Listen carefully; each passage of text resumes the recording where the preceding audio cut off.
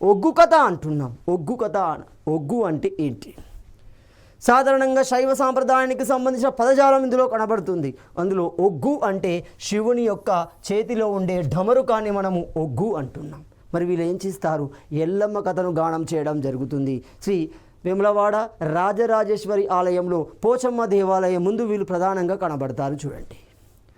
అదేవిధంగా మనకి ఇక్కడ ఉమ్మడి వరంగల్ కేంద్రంగా నిర్వహించబడతాయి. చూడండి. ఒక ఐనవోలు జాతర గమనించండి. సిద్దిపేటలో ఉండే జాతరను గమనించండి. అక్కడ మనకు ఈ ఎల్లమ్మ కథను గానం చేసే వ్యక్తులు స్పష్టంగా కనబడతారు. అదేవిధంగా బైండ్ల కథ అంటున్నాం. బైండ్ల కథ గ్రామ దేవతల కథను చెప్పడం జరుగుతుంది. సాధారణంగా గ్రామ దేవతలు సప్తమాతృకల రూపంలో ఉంటాయి. సప్తమి అంటే 7 అవుతున్నాయి.